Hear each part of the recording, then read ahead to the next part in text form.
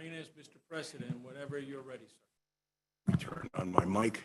Yes, sir. Would you like me to call the meeting to order? You ready to start? I would, yes, And then please do us the courtesy of letting us know, since you're presenting, suggest to us how would you like the flow, and at one point we can ask any questions. I know we went through it, but remind us of that. Thank you. We'll talk about that in a minute after I make my introduction. Okay, so as a formality, I call the meeting, the Hialeah Water and Sewer City Council Workshop is called to order on March 1st, 2022 at 1:21 PM. Thank You have very the much, floor, Mr. sir. President.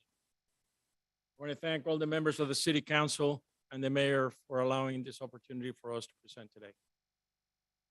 I have, Mr. President, some housekeeping items that I want to handle. I hope that every council member present, the mayor and the city clerk and the city attorney, receive a notebook of the presentation today that has all of the relevant information we're going to be discussing. If you haven't, I'll make another notebook available. What are we doing here today? We're going to be discussing some of the areas that were brought up during the council meeting by Mr. Calvo and a resolution that was recently approved by the city council to discuss regarding water and sewer matters. We will be discussing issues related to billing as it relates to the information that we provide the residents on our billing document. We will cover payment methodology and upgrades to the billing system, new payment options, as well as associated costs. I have invited two of my consultants here to be with us today. They're going to be participating in the workshop, not only because of their relationship to the city, but because of their expertise in this matter. Leanne Swin and Associates, they will be addressing tab number 2 in your book, dealing with water conservation and case studies. AECOM, together with Itron, tab number 3 of your book, will be addressing AMR, automatic meter reading. For the record, I want to be absolutely sure that we all understand that these consultants are here voluntarily. There have been no representations, no commitments, no promises, no discussion that their participation here with us may lead to a future contract with the city.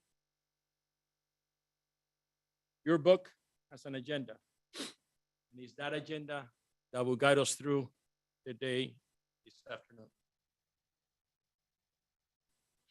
I was talking to the consultants when they make their presentation. If you have any questions, feel free to interrupt. I want this to be as informal as possible, so you get all of the information that you're seeking. Thank you, Mr. Vidal. Just my first interruption, Madam Attorney, and just an opinion on this. As a matter of formality for the benefit of the minutes, should we take a roll call for those of us present here in the workshop on behalf of the city? She can note it. Okay. Is it fine just with her annotation of the people present? Excuse me? Okay, so I have my answer. Thank you very much. Go on, sir. I just didn't want the meeting to go too far without us doing what we needed to do. Thank you, Mr. President.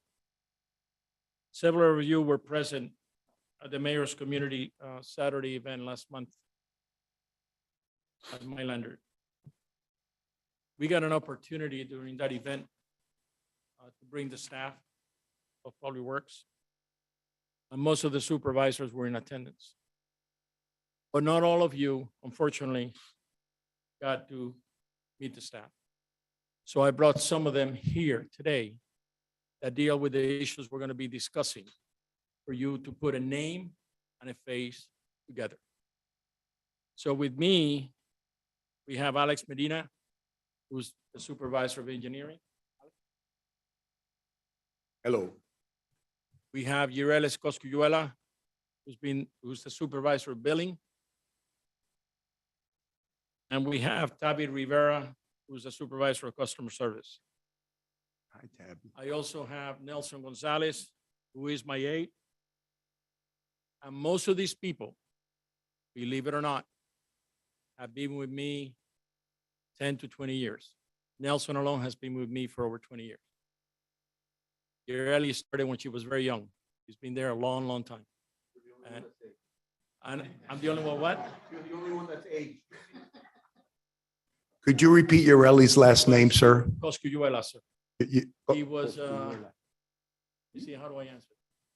He was, he was, the last 11 years were kind of tough.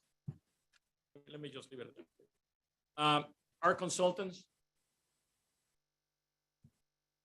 Ian Swain and Associates, are represented by the partners, the founders of the firm here. Ian Swain, Arsenio Milian is an icon in this state in the water industry.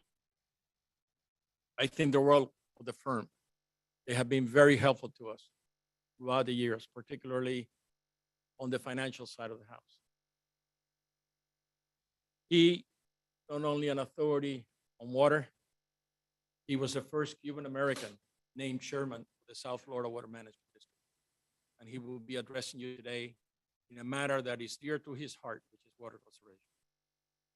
Debbie Swain, partner in the firm, is here also, and she has been our financial advisor along with Carl Holzenberg, who I consider to be my employee, not their employee, because he deals with us all the time, dealing with utility financial matters.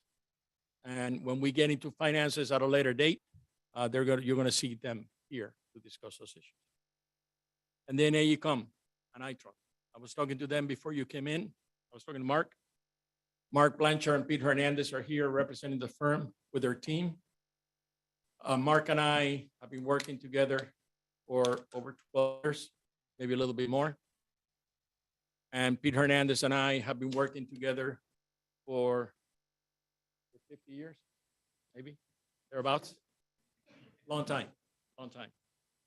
And Itron, our meter readers, use the Itron system in their handheld computers when they go to read meters around the house.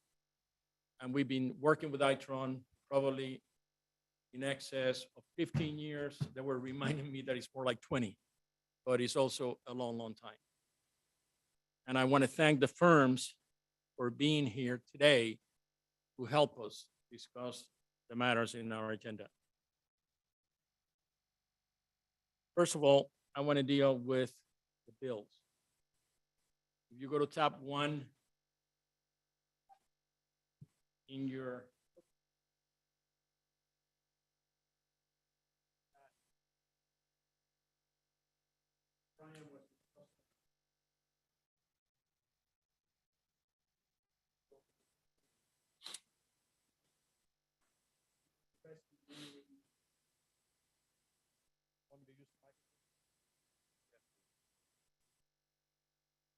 he was addressing mainly the area where we have the current charges.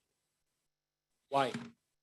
Because embedded in the water and sewer charges are franchise fees. And Brian's recommendation was to break that away and show it as a different line item here, because the purpose of the franchise fees for something else but water and sewer. So given that, we had a lot of discussions with our billing provider. And this is probably, according to them, very simple to do. And we're going to be able to break water and sewer and then add a line for franchise fees where people would see it in their statement that there will be a line item for franchise fees and what that represents. This morning, we had some additional discussions, and you all know, because I'm the one that signed that ordinance many years ago, that we pay Miami-Dade County 7.5% on the burn fee, your bill, every year, water and sewer revenue. We're going to break this up further, and where it says fees and taxes, you're gonna see, how many? More about it. We're gonna see another line item that will talk about. It will provide additional information to the residents as to what they're paying for. Finally, regarding this, the restructuring of the bill statements, in the back of the bill, you know the definitions and information, assuming people read the back of the bill. So we're gonna put here, we're gonna add a franchise fee definition. That's in your book as well. You can see it as you flip through the page. So Springbrook has said to us that this is simple to do.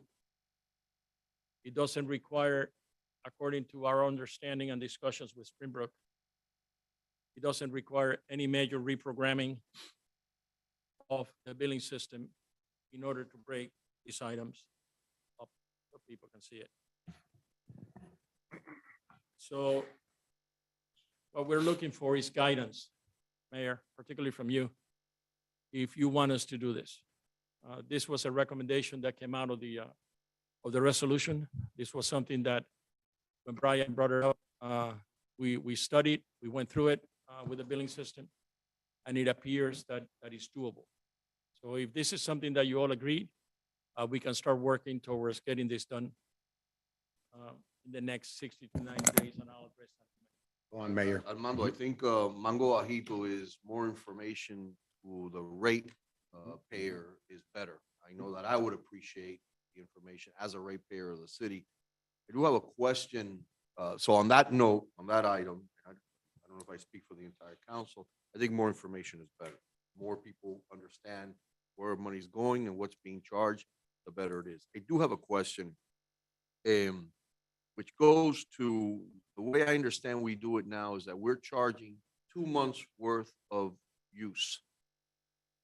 And I've always wondered, why can't we just charge monthly? And the reason I ask is that many of the residents, I think the ones that complain the loudest, rightly so, live on a fixed budget. And this item now becomes literally an item that is hard to pinpoint for them, because 1 month it could be $200, next month it could be $175 when they're getting their bill. I'm just wondering, and this may have been baked in a long time ago, why is it that we are doing it that way? And can it be done on a monthly bill or a monthly charge so people could, address their issues as far as budget is? Let's talk a little bit about history. Huh? Martinez, Robina, Hernandez always refused to change the cycle of the billing. They had their own concerns about customer reaction regarding changing the cycle to a monthly cycle. In 2004, when the billing system crashed, we went through a major rewrite of the Springbrook system. Because the Springbrook system, like you just stated, was a monthly system. And most of these systems you're going to hear today are monthly, are developed and written to monthly. Can they do bi-monthly? Absolutely, they can do bi-monthly. But that's a policy decision for you. Not to say it's a political decision, but it has political aspects as well. And you know this better than I do. That's a policy decision for you. And we need to know that early on if we are to proceed with an upgrade of the system. Because that changes the way the system was designed originally, going back to 2000. To the members of the council that help create policy, one of the things I'd like to challenge ourselves as we go into this exercise today and in future, and I've wrote a whole bunch of notes of things that I want to be able to address, but we're not going to be able to do them today. We have to do them in multiple meetings. I want to challenge everything, okay? We're all brand new here. We're all brand new here. So let's challenge everything. Let's put everything on the table, because these are the questions that are asked of us about billing, about metering, about why do we even have a water department, okay?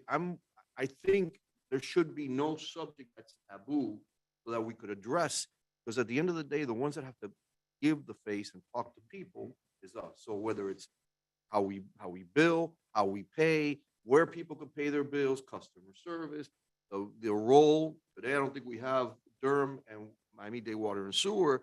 At some meeting, they're gonna have to be present also, so we could question them. Service areas that we, have, a reverse osmosis plant, the cost involved, all these relationships. I think now's the time to put it on the table today and in other workshops, so that when and if we want to make policy decisions, we're informed, okay? Because I tell you right now, we're gonna be learning more than we thought was going on just by this simple exercise. So I think that's the attitude that I have here, and I want to kind of share with you guys, nothing should be taboo. No sacred cows, ask the questions, so that we could, I think, make informed decisions, like something like this, as simple as this, monthly billing. What would that cause in our community? Does it help folks that live in a fixed budget so they could adjust their budgets? Or does this turn everybody's hair on fire? And then it becomes a political decision on our part. But that's just my mindset as we go through this, okay? If I may, just Yes, to ma'am. piggyback on what you had said, Mayor, I think it's important not only be the bi-weekly bill to make it monthly, because I've had a lot of residents reach out when they have like a leak in their home, and all of a sudden they get the bill 2 months later and it's $600, $700. So maybe that's something that we could target monthly, and they can know that there's, an alerted higher bill. I think that's important. Okay, through the chair. You are recognized, Councilman. Thank you, sir. Armando, so the stipulation of the franchise fee on the actual bill, that's something that was part of the recommendation of the study that we did last year, correct? No, not on the bill itself. Oh, no, it wasn't No, on the bill. The study did not address how we present the franchise fee in the bill. You should remember that the franchise fees are embedded in the water and sewer rates. Mhm. And what Brian brought to the table was to segregate that out and show it as a different item. Right, no, I just, because, On the bill, but Yeah. that was not part of the study. What the study addressed was the amount of the was bill the, was, itself. right. And the I, range of the bill. okay, I could have sworn I read it, like, at the end, there was like a 2 points or something, and they made reference to Yeah. that. Could have been. Okay. It's in there, it's in there. It's in there, right? It's in Yeah, there. yeah, yeah, okay. I just want to make sure that we just, yeah. Want to make sure that we didn't just invent it. That was part of the study. Okay. And then when we see here fees and taxes, I get taxes, but fees, when we talk about fees there, is it just the Durham or the county fee, or is it, okay? The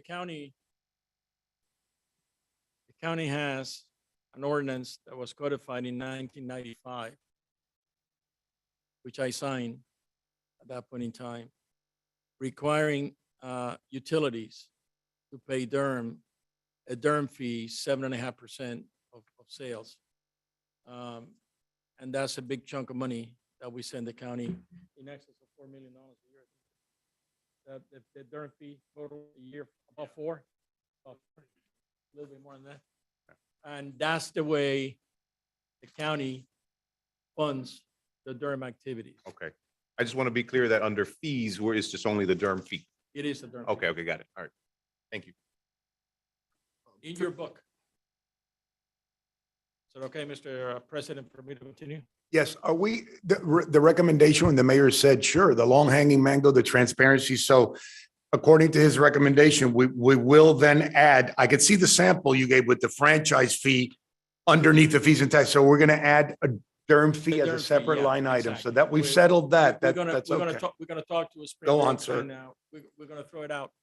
The reason I said 60 to 90 days, I usually carry about 60 days of inventory of paper. I don't want to throw this paper away. It's expensive. I want to deplete that inventory, put in the order for the new paper, and then probably I would say May or June, you're gonna see it. You're gonna see the new bills. And it'll have an explanation on page 2, just like you did with the franchise Have an fee explanation at the for bottom, Durham. on that table, but we can also attach a letter from the department to the customers. Perfect. Explaining what they're seeing. Yeah, so in the through the bill. chair and quick. Yes, sir. That comment is very important. So to Brian's point, as far as line items, the more transparent we are as a council, as a board, once this comes out, it's gonna be awesome. But they do need to be notified. So thank you for that answer. I mean, the more transparency as far as what's coming, so they won't imagine the public, we just added more fees. That could happen. Sure. Yeah. Mayor. And Armando, Is there any jurisdiction that goes paperless on this kind of utility bill? Is there any jurisdiction, I'm sorry? It goes paperless on this kind of, Yeah, they are, go through this section, see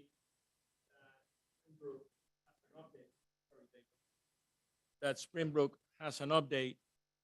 One of the things that the update does is papers. paperless, Yeah. They sent me a PowerPoint presentation, but it's their presentation. I don't want to use it, Okay. but I'll go through the paperwork with you now in the book. okay, all right. Through the chair, just one second on this point. You're recognized.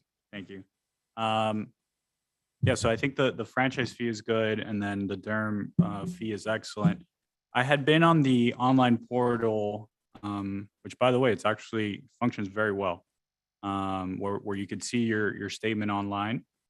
And on there, I actually saw, right now I'm on the trash billing cycle, but on the water billing cycle, I was able to see a very thorough breakdown of other associated fees, in addition to, it was, I don't have the screenshot or anything like that, but I believe it was several lines, maybe 5 or 6 lines of fees before it got to the grand total. Presumably, if it's on the online portal, that would also be able to be printed out. We'll talk to them to see what we can put in there. We did not get the impression from discussing with Springbrook that there was really a limit. I'm Right. assuming there is a limit. And we'll get back to you to see what that bill's gonna look like. Mhm. But the most surprising thing to me was that it was not a big issue. It wasn't a big reprogramming effort on their part to make it happen. Yeah. Back in November,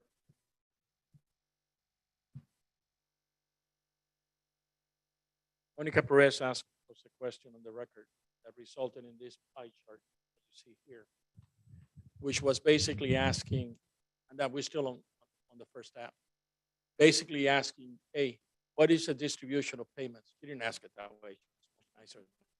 Hey, what is the distribution of payments? How do the payments come into the department? So we looked at 3 months, and surprising to us, only 15% of the payments are coming through the cashier. That's the line you see out there once a month. There's a lot of things that create the line. One of the things that Mayor and I need to discuss at some point in time is the timing and the schedule of the garbage bills, because they're all hitting at once. And that was changed about 4 or 5 years ago. And that was created, instead of like water, you parcel it out, you split it out. That's what created the big demand all at once. But anyway, this is the breakdown of how the payments come in, with 44% coming in on the internet and 8% coming in by phone. And the reason I included that in there is because in the next page in your book, you're going to see that Springbrook sent us some information regarding something called Civic Pay. And Civic Pay is exactly what Brian Calvo was talking about. It provides basically the same information you see today, but also more expanded. I'm not going to go through their presentation, but you got something called Springbrook Civic Pay. You can read it on your own time. But if you go to a chart that talks about City Portal, easy to access, this is what it looks like. It answers the mayor's question. On the upper left-hand corner, you talk about auto pay, paperless billing, e-billing notification, billing history, and meter consumption history. So it provides the information that we were just discussing and the options. Armando, One thing- I'm sorry, we would purchase this service. This is, they offer that now, an upgrade. I'm gonna get you there. Thank you. Just be patient, I'll get you there. I will. Thank you. Then the second page deals with the same information that we were just discussing, was now in the merchant site as far as billing is concerned. It gives you the bill summary, it gives you the history. You can see, you can plug your history and see what month you're using more water than another month, so on and so forth. And you can see the activity of your account. payment information. But more importantly, you should have a page in your book that looks like this. That was something specific that was discussed on the record, which is to have the ability to use a digital device to access a system, to get your information and pay your bill. And that's exactly what Civic Pay would allow us to do. Now, to address Carl's concern or question, keep flipping, and you're going to see something called Order Hialeah FL City 225-2022. Second page of that document tells you that we can do this. We can do this upgrade for $33,440. The entire one-time payment to do No, the upgrade? no, How there's often always- is that? there Is that always a license recurring? payment, and there's always a maintenance payment. Mm-hmm.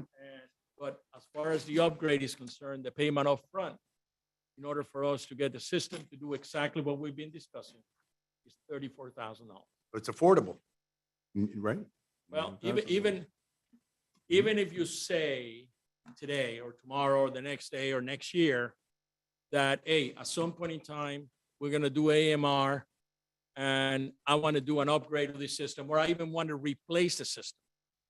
In my mind, it's an investment even over 3 years that is worth making. Because you're going to make it much easier for your clients, for your customers and your residents to access the system and to have the convenience of doing the payments, getting the information on a digital basis. And AMR can communicate, if we do go that route, with Springbrook as far as that information. It The depends on interface. you select, who you Compatible? select. Hmm. And we're going to go through that when Sir. you're here. Yes, for sir. The AMR presentation. But most of these systems, a system, I was talking to Mark Blanchard, a system I went to visit. I told him about 2 years ago, he reminds me it was 4 years ago, maybe a little bit longer, in Colorado, integrates with Springbrook.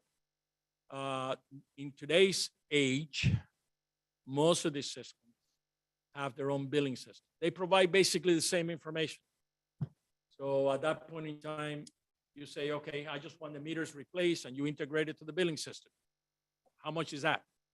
Or I want the whole of wax, do it all at once. Thank you very much. And we go from there. There's a lot of case studies in the literature about that.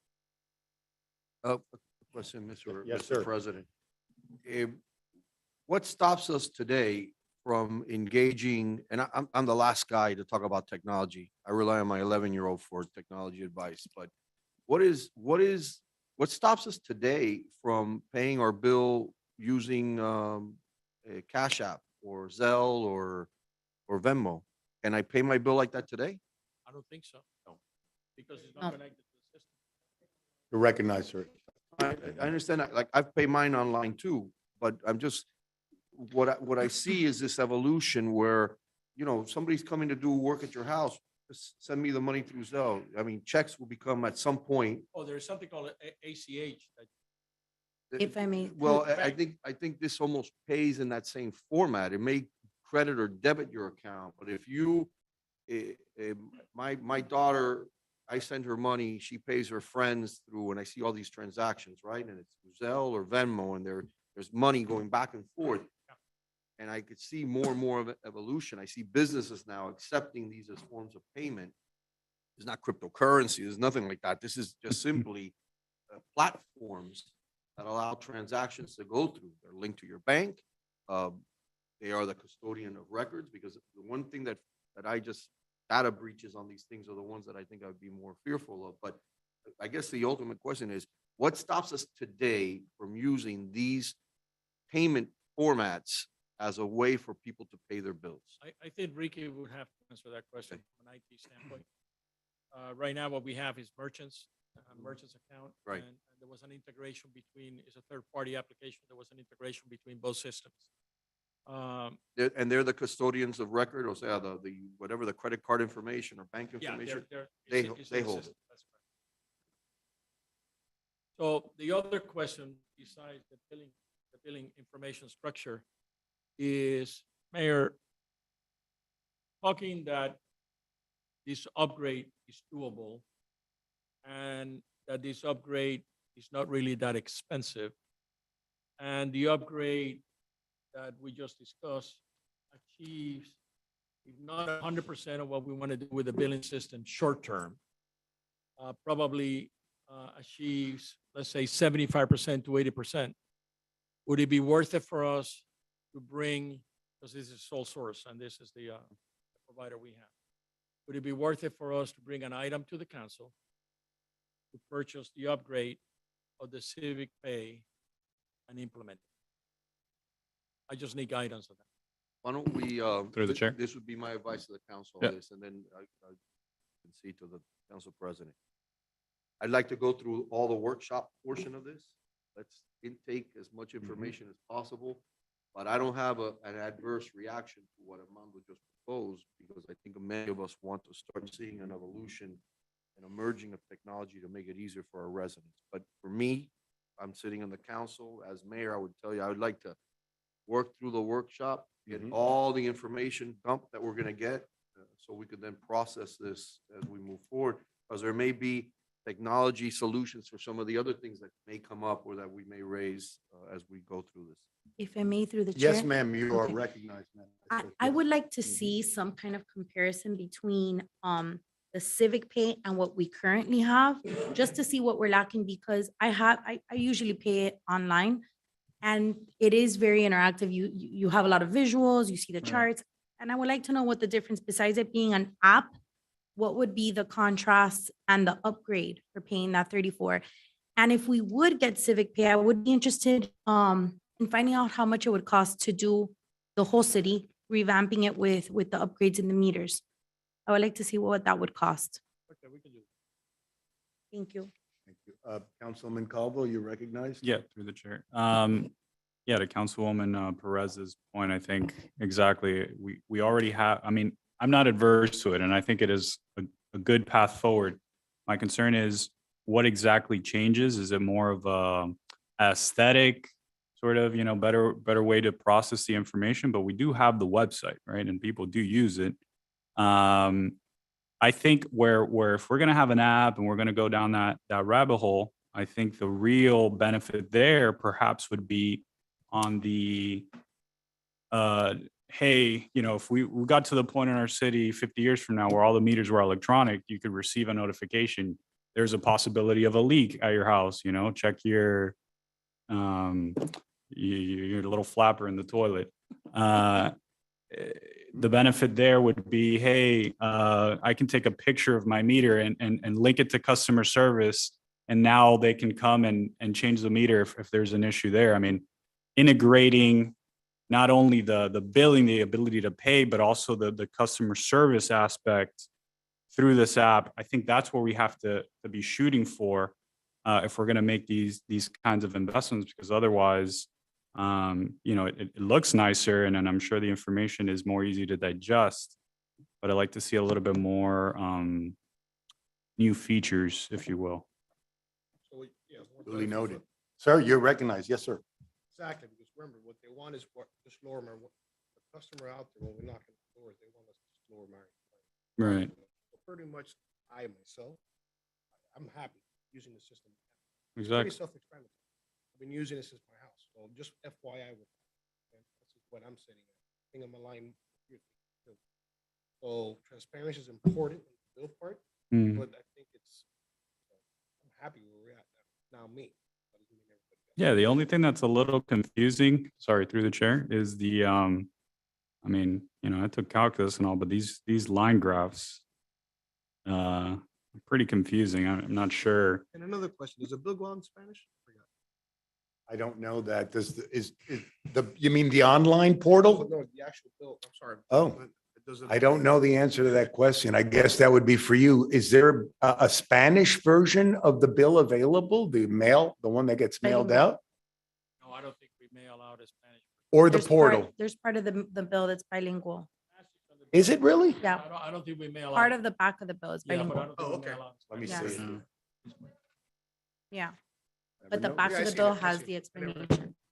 Before we digress into all these tangents, Let's write it If- down. Absent any further. Just we one could- last go point. I on, have go also on. one more. Yeah, one moment. Go on. Yeah, sorry. One last point was, so we're at 44%. I mean, in an ideal world, we would get that number, as high as possible. Obviously, knowing our residents, albeit a little bit older, presumably if they can get on Facebook and make an account, as many Yeah. do. I have had a lot of conversations with residents that even though it's on the back of the bill and all that, they still don't know to this day that we have an online portal to pay their water bill. And I'm talking not necessarily just within our elderly community, but even young people. Young, I mean, anybody under 70. So maybe it Thank you requires. for that.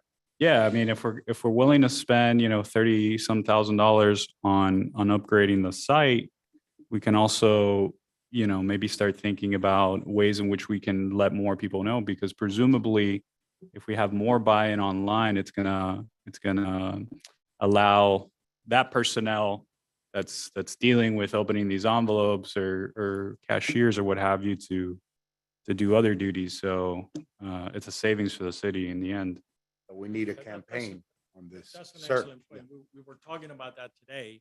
If we are to make that expenditure, out of that 15%, how much diversion are we going to get that will make the expenditure worth going into the 44%? Yeah. And we're not sure of the answer to that question. Probably 10%.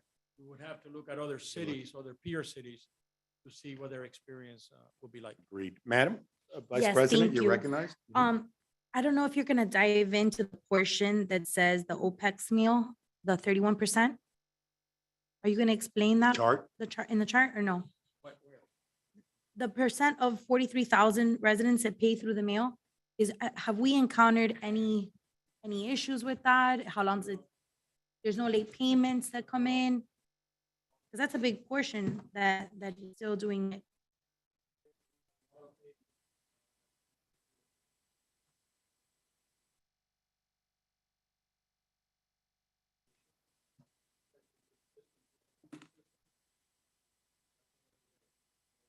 Okay, so if we change to a monthly bill, how is this gonna affect the turnaround time to be able to have 43,000 bills processed monthly?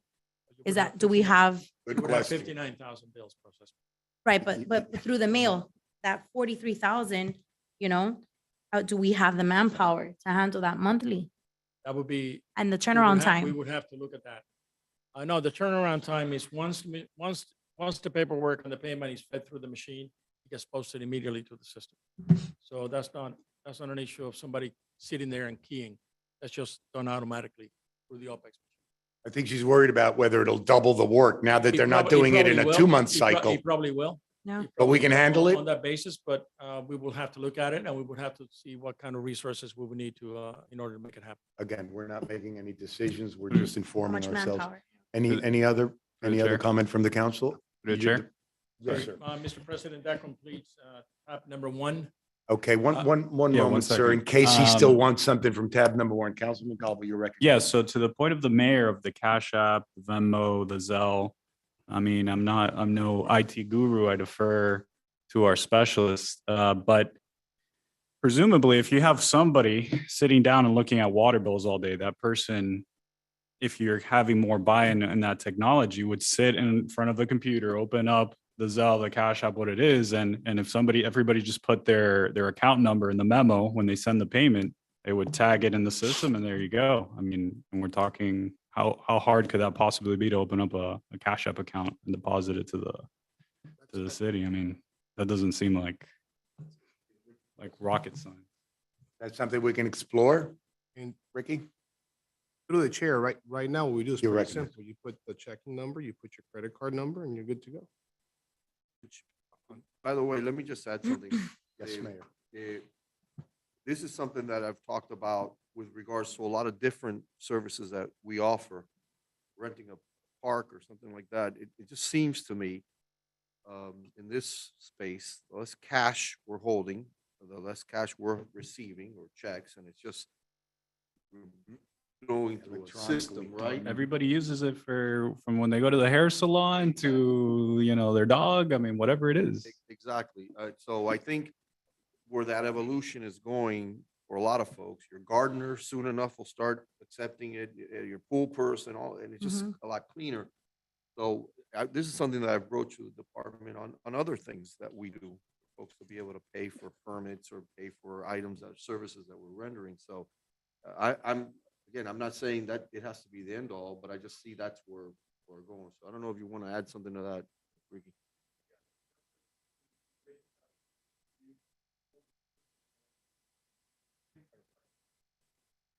Mhm.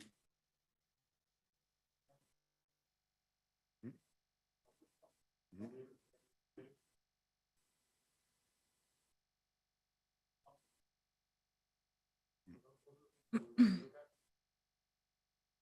And probably, let me rephrase that. There may be some sort of, for the user, if they're using that to pay, there may be a percent, 1-2% that they are added to the bill for the, Transaction. convenience transaction. But I think Yeah, if we're you use armed a with all- credit card, it's right? 3%. Right, so But if we're you armed with all use that a info. bank account, no, I don't believe Well, so. what is it? But I don't know if Venmo, for example, when you do a transaction, do they take a piece of that? No, only transaction? if you deposit Instantly. instantly, Right. immediately. Yeah. If you do the 1 to 2 business days, then no. I just learned something. PayPal does charge on everything, but Venmo, Cash App, Zelle definitely doesn't, because that's bank to bank. Yeah. So I think the sentiment, if I gauge it correctly, we need to, again, more information that we are armed with, I think the better we're gonna be making decisions. And do we want to offer folks a menu of ways of paying that's just more convenient to them? Some may choose it, some may not. They'll continue with their traditional way. I could imagine there's a big chunk of our community that's gonna continue to write check. As time goes by, that'll probably become more and more That's obsolete. true. You want to go into the mic, Ricky, for the record, please? Thank you. Name and, no, I get, we don't need that, right, Madam Attorney? Do we need him to identify himself, or is just a name and address for the record, Ricky, Carlos please? Suarez, CIO, the city, 501 Palm Ave. Go on. So similar to the integration we built with AMSCO. AMSCO collects the payments, they create a file for us, send it to us, we import that file into the Springbok system. It's automatically processed into the system. With all these other vendors, it'd be similar. We can set up an integration, where they dump in a file to us, process it, so the bank goes into the system, or it may end up having to be a manual. It all depends on how they would integrate into the system. Ricky, the relationship with Amscot, as far as I know, this is a check cashing place. Is that what that I is? believe it is. Okay. How did we end up with them, or how did we work it out with them? Because I would also think, I thought there was a time that I could go to Publix and pay a utility bill, or maybe Winn-Dixie or Frequimas. I don't remember us having pay stations in Winn-Dixie or Publix or No. those kind of issues. I thought it was. We FDM. ended up with Amscot through, we did not do a competitive selection. Okay. He was selected by the mayor, and the mayor recommended that we put him under contract. Yeah. And that's the way it was done. I don't see, I don't know if a lot of people know it, 2%. No, Obviously but not. I didn't know until looking at this chart that I could go and pay there. Not that I would probably go there, but I do it another way, but I don't know if we give enough publicity to that. And I would think more people know that they could go to an alternative location, are not going to be queuing in your place to pay their bill. So that's one thing I've heard from some of the neighbors in that area. I guess they learn to live with it, but they still are bothered by it. That completes, Mr. President, the Yes, sir. discussion on tab 1. If we can move to the discussion on tab 2. Yes, sir. I'd like to call Mian Swain to come over and talk to us a little bit about Arsenio.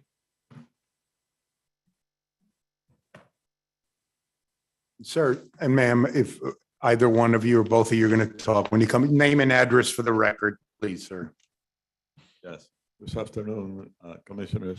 My name is Arsenio Milian. My address is 2025 Southwest 32nd Avenue in Miami.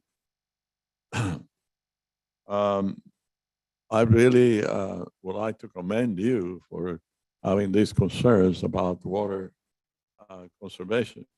I think it's becoming more and more important that you address these type of concerns because, as you know, there's a lot of developments that are taking place in our communities, and yet we have some of the water resources that are kind of limited. So that will have an impact not only in our economy as a whole, but also to your constituents. This may have to be depending on other water sources that are not of the quality that reduces the cost. I think I would like to discuss with you a little bit about what the Water Management District does. I was a president of a utility, water and sewer utility, one of the largest water and sewer utilities privately owned in the state of Florida, and I had to develop water resources from Marco Island all the way to the Panhandle. There were 9 communities, and they all have different quality of waters and that we had to deal with. As an engineer, I always try to find the most economical and efficient way to do the development for our community, our development company. And it was very obvious that I was just looking at in isolation without looking at the entire picture of what the water resources are and the interconnection that exists in our water supply. Miami-Dade County receives about in the average of 52 inches of rain in the year. And those 52 inches of rain, 55 inches of rain, are the ones that are recharging some of our aquifers. Unfortunately, those rainfalls fall within a 5-month period. It goes from the month of June to the month of October. And there are 2 different issues that happen with that.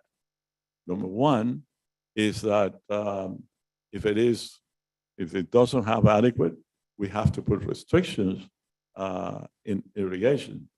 The other one is that sometimes it's so large the amount of water that we have flooding, and we have to utilize the canals that have been prepared, that have been worked by the Water Management District in order to prevent flooding of your houses. So it's a large amount of water, but some of it has to be wasted. It is a shame. As an engineer, I tried to do the best I could, and apparently the governor of the state of Florida found that I would be able to help him as be part of the Water Management District, and I was appointed by them. I was the first Hispanic American, Cuban American, to be in the Water Management District. And as you know, there are 9 members of that commission, of that agency, that represent a lot of different interests.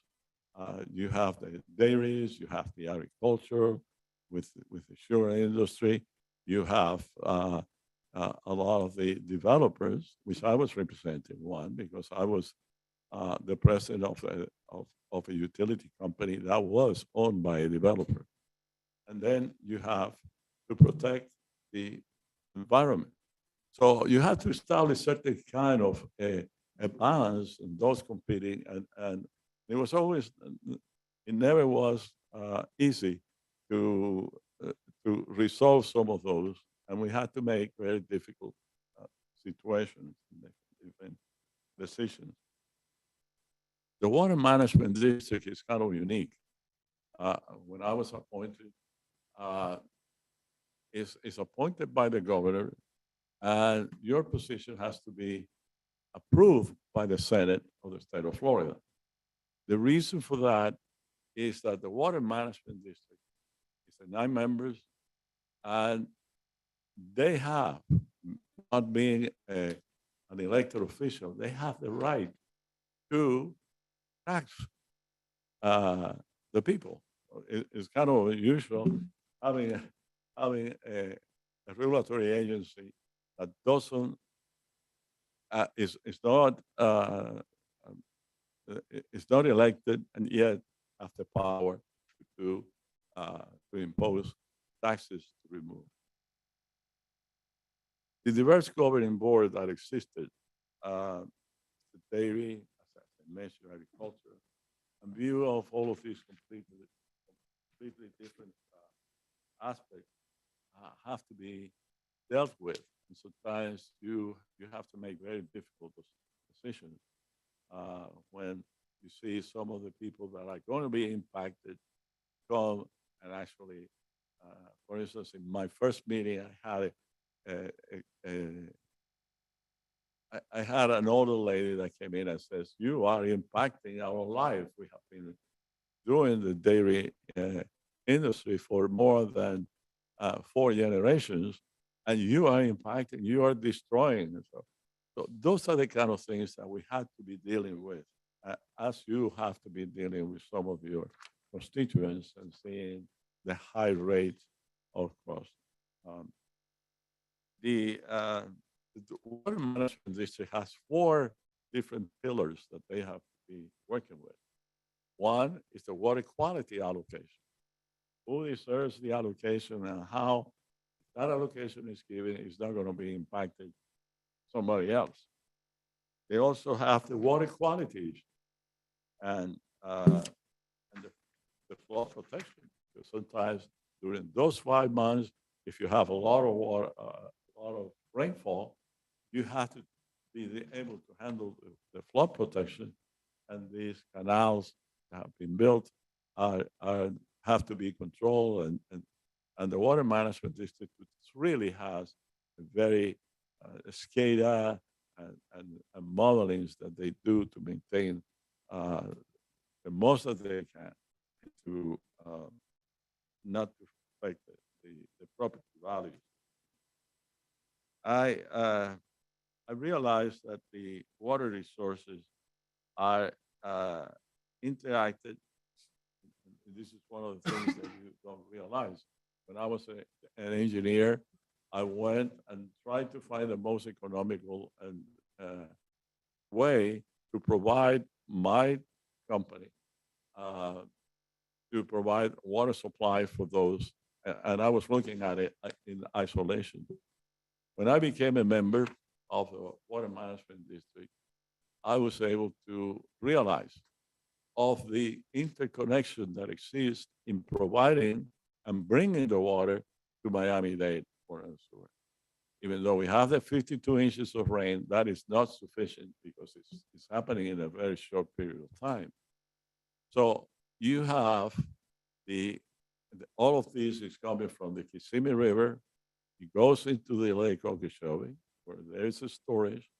In the Lake Okeechobee is considered like the heart of our water supply. And then it goes into the water conservation area, and it goes to the Everglades, which in effect, all of those wetlands are considered like the kidneys, because they are actually improving the water quality that is coming out from some of those areas. This was an approach that I think it was important, and our aquifer in Miami-Dade is actually had to be recharged not only for that water but also depending, and it's something that I never realized.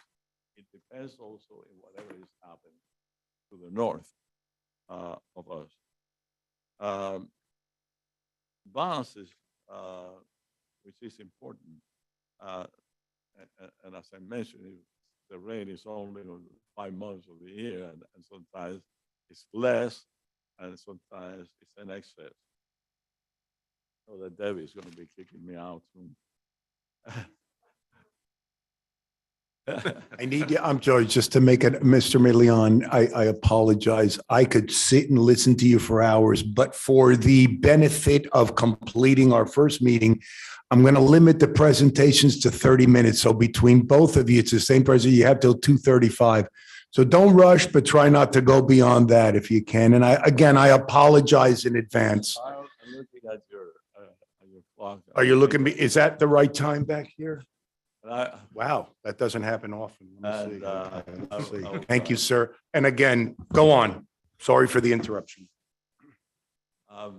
I always had that interest, and water conservation to me is in my DNA. Always been part of my life, to the point where I actually created an organization to provide environmental education to the underserved communities, so that they realize the importance that we need to protect. Um, this I'm going to skip a lot of the kind of things. Um, the Miami-Dade and water and sewer, and I'm going to go to the point where I was very much involved in water conservation. When I left the water management district, I talked to, I actually was able to get a grant because they wanted to do a pilot study in one of the developments or condominium, and I offer a condominium that is about 320 units. That condominium was using about 100,000 gallons, $100,000 every single day. Just imagine, that's for water and sewer, $365 in a year. So I sold the idea of having a pilot program where we would be changing some of the fixtures and water that create water conservation. And Miami-Dade and the Water Management District created this opportunity to provide us with the toilets, water conservation in the toilets, the faucets, the Shower heads. the shower heads, and so on. And the condominium actually paid for the installation. And what resulted during that year, it was a savings of more than $100,000 in that year. So if we paid our mind into doing some of these activities, and I think Debbie is going to be talking about that, I think you will be able to help some of these constituents that you have into reducing some of that water. It will have to be in assistance with the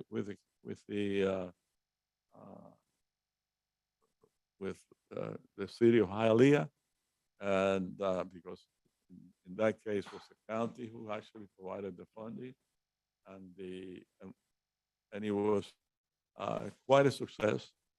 And I think that is the kind of things that I think Debbie will be able to give you some more ideas. And that's not the only thing. There are a lot of other things that you can implement and help your constituents to be able to save some of the money and actually save the economy of our community. Thank you, sir. Thank you so Ma'am. much. Does anybody have any questions before we get to Debbie? Debbie, full name and address when you're ready for the Hi, I'm record. Debbie Swain, 2025 Southwest 32nd Avenue, Miami, 33145. And this is the first page of my presentation. I'd like to note that it's the winner of a poster contest back in 2017 by the American Water Works Association.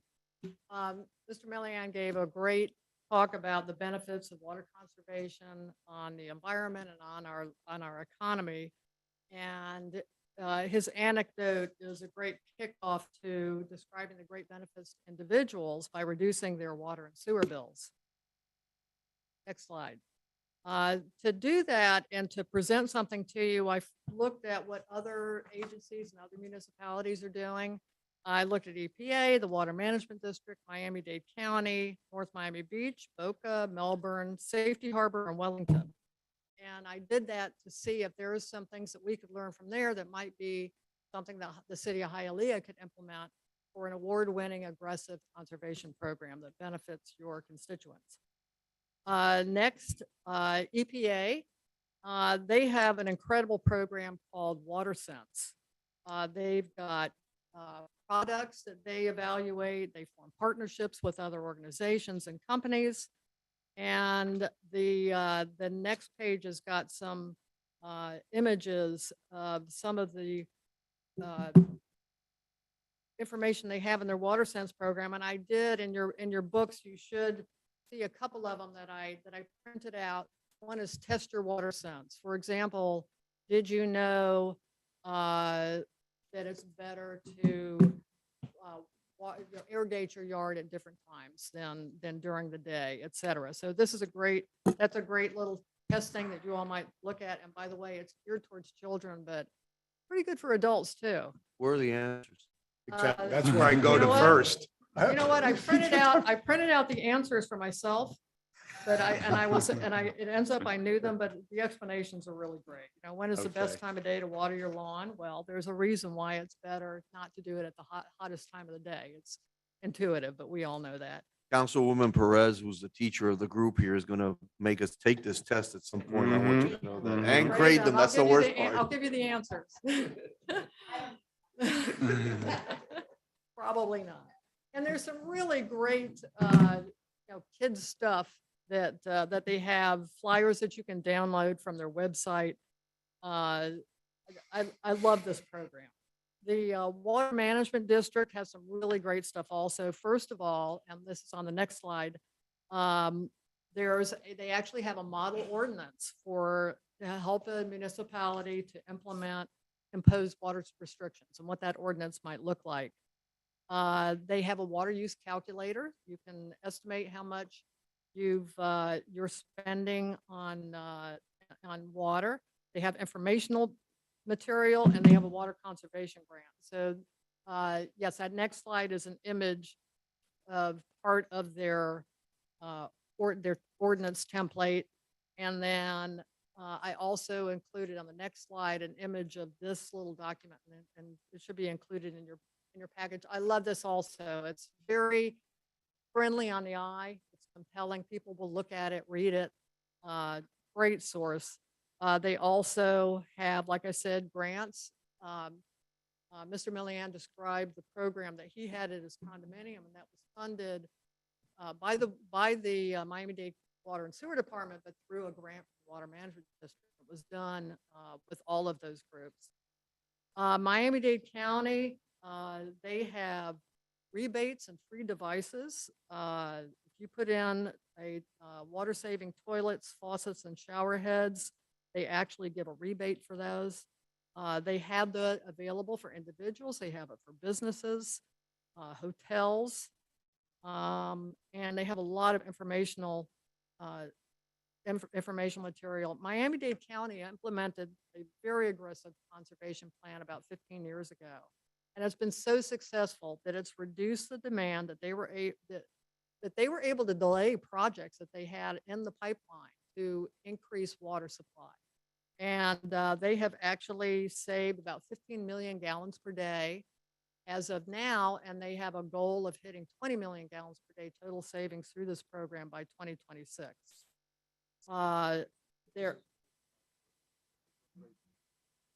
This is their current program that they implemented about 15 years ago. Oh, the savings, the 15 million gallons per day is what they are saving now from 15 years ago when they started the program. And really in all those, all the projects they had planned over the years, there's only one that they implemented, and that's a partnership with the city of Hialeah to build the RO plant and have that additional water supply. They've been able to defer all of the others. For outdoor, they'll actually come out and do a landscape irrigation evaluation for customers. They provide landscaping tips. They have rain barrel workshops, all kinds of things that will help you indoors and outdoors. North Miami Beach, they have a lot of tips. They have restrictions in place. They link a lot to the water management district, but they also have this really cool indoor water saver kick.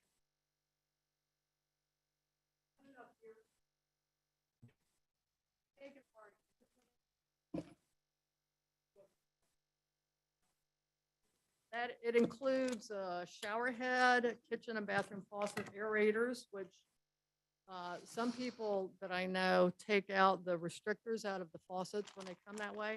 Well, the aerator increases the pressure without increasing the volume. So that really helps. The tablets you can drop in your toilet tank and see if it changes the color. It's an indication of a leak. And that also has a drip gauge. The next one is the case study that Mr. Millian talked about. As he said, that condominium went from $1,000 a day water bill to, after implementing all that retrofitting, the following year they saved $100,000 in just that 1 year. So, and that's indoor plumbing retrofit. That's phenomenal. Boca Raton, I went outside of Miami-Dade County. They have year-round restrictions. They have how to conserve water, informational material, and this is another one I like.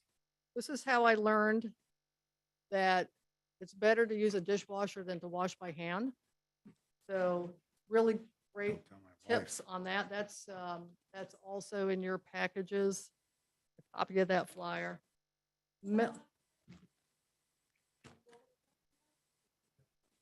Yeah. Boca Raton is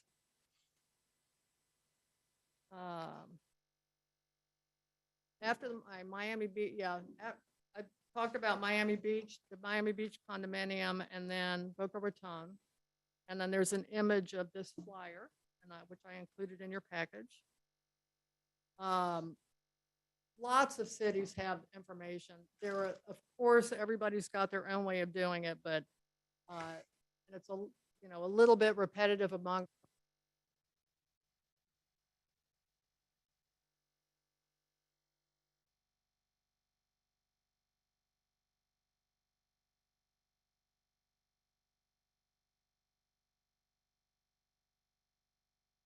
And be in a poster contest. And then every district commissioner would, any awards that were given out would post pictures with kids that participated. I think it's a great exercise. I remember back in the day, a long time ago, when I was in school, we would we were at that time talking about recycling, right? It's interesting because we've also adopted this when we were doing census. One of the ways to educate folks is to send the information through their kids. And it was kind of interesting how if you would create, water warriors. I can't even believe I'm using that word. But if you created folks that were mindful of these things, it would be driven through the parents. So it was kind of interesting how I remember when I was a kid, we'd start telling my parents we have to recycle. For them, it was a foreign concept, but we all recycle, right? And we were driving it from the bottom up. Did the same thing with the census. Parents, they need to participate in the census and did it through their kids to inform them all the benefits of it. So this is a good project that we could get involved in as far as the schools in our city, to get them in, kind of poster contest information. I think it helps greatly. And it's going to set the tone for something I'd like to do in a couple of years when we have our 100th year anniversary, is to, create some sort of civic education for our children. Many of them don't know about the city of Hialeah, don't know about their founding fathers, don't know about any of the history of the city. This could be a great way for us to start doing things more proactive with our schools on education, on advocacy, what have you. I think it may be a good avenue. Obviously, all this stuff is very wholesome, and at the end of the day, it's going to probably lead to better outcomes. If I may, through the chair. Yes, ma'am, Vice President. Can you explain a little bit of how North Miami Beach used this campaign? Did they mail it out? Because I see it has a mailer here. How did this work? That is from several years ago, probably the very beginning of when Miami-Dade County started their conservation program. Mr. Millian still had that from back that Mm. long ago, and it's such a great package. I brought it. It was mostly they gave it out at in their offices or in fairs or in schools, but it was limited distribution, but it's got really the essentials in it. So the essentials that are in here, is this something that the conservation department provided? That would have been, I don't remember where she got the North Miami Beach. I think at the time that we were looking at water conservation 15 years ago, we started gathering materials. Okay. And that was one of the things that we found. Okay. I mean, I think it would be great to have something like this, to have some kind of interaction when we do the outreaches that you started, Mayor. And maybe have the Water Conservation Department come in and offer something of bring, your your old faucets and do kind of an exchange program. But I don't know if in order for us to have those essential items, do we have to then register for a grant? Because I was looking at your grant website and it seems that there's certain ordinance that we have to comply with in order to receive it. Does this qualify for that? The grant will cover all kinds of educational and material programs, the rebates, the infrastructure, all kinds of things. You have to have that the irrigation restriction ordinance in place. Right. in What order to is that? qualify. What is the irrigation ordinance? So it's the Water Management District has a template, but that you can use to implement one here, but essentially what it does is it imposes restrictions on outdoor irrigation to 2 days a week, establishes certain times of day that it can be done. It's not super comprehensive, but that's an element that has to be in place by the municipality in order for the municipality to qualify. Got it. Also, the Miami-Dade County Water and Sewer Department and the conservation group there, they are still very active. They give presentations.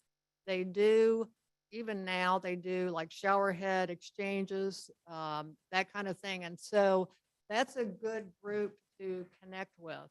And I can provide that information. Yeah. I'll have to look it up. I don't recall the gentleman's last name, but Okay. I will I forward appreciate on that. through Mr. Vidal. It's too late for us to apply because I think Right, the grant today. expires today at 4:00. So But you have the whole. unless we upcoming could year. register right now with you, then that would be great. But That's great, yeah. Madam Attorney, do we have any ordinance? I know we have suggestions on our website on preferable days to irrigate, to turn on our sprinklers and what have you, to wash cars, but we don't have an ordinance, right? No, okay. All right, thank you. Sir, do you want to look at this? Yes. Go on, ma'am. The the other one I have is Melbourne. Melbourne has got a wonderful website they have lots and lots of information about what they're doing. So they call themselves an award-winning conservation program. And then I show on the slide some of the things that they're doing. It is a well-recognized program. And then on the next slide, I have a list of the awards that I pulled off their website. And, oh yes, well, that the Safety Harbor, their focus of their program, their conservation tool is automatic meter reading. And so they have a great flyer about how to read the meter and what it means, and also describes some other conservation things. But it's really wonderful that it's got this about the automatic meter reading, because you described this when you talked about the frequency of your billing. I think information to the customer is the best tool for conservation.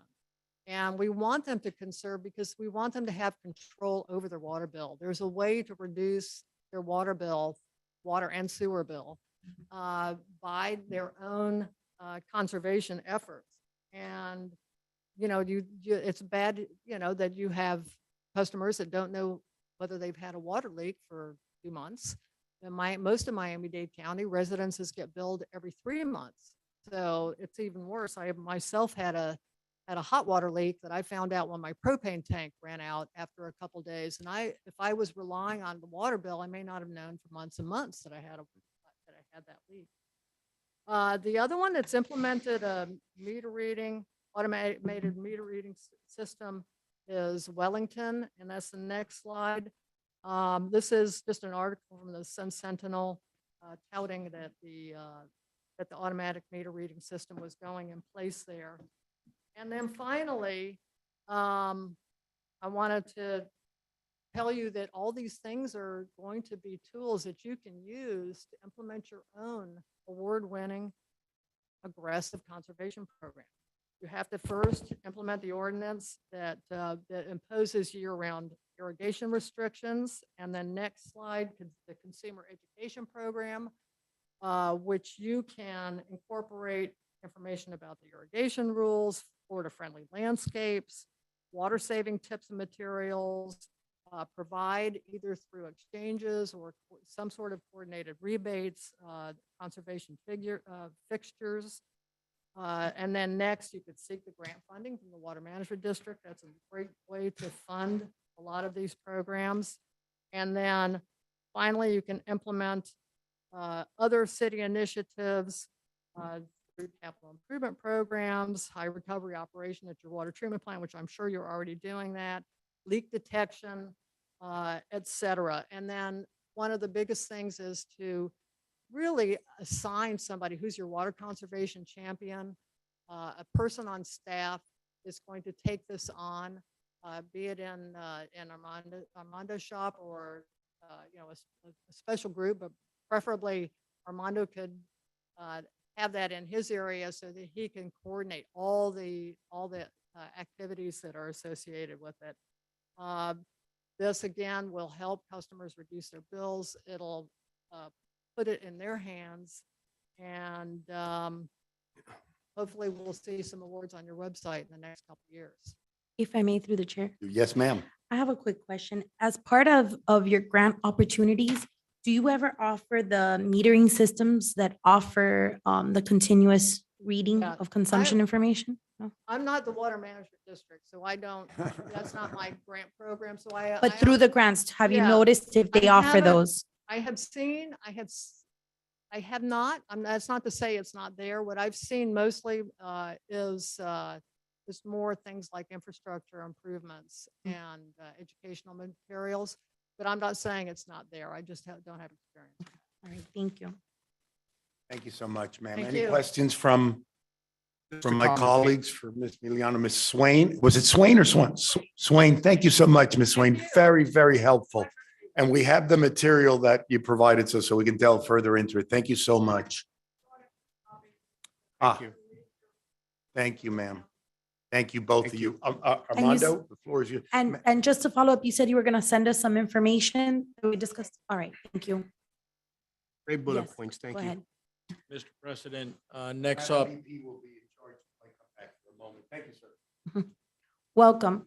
Go ahead. Ms. Perez, next up will be AECOM. Mark Blanchard would start the presentation. You have 30 minutes, sir. Wonderful. Can you give us your name and address for the record? Yeah, Mark Blanchard, 2 Alhambra Plaza, Coral Gables, Florida, 33314. I want to thank, obviously, the mayor, president, and the commission for allowing us to come up here and talk to you guys today. What we're going to talk about, I'm going to talk a little bit about the firms and what benefit we can bring to these type of programs and what we have seen and similar programs you guys are about to implement.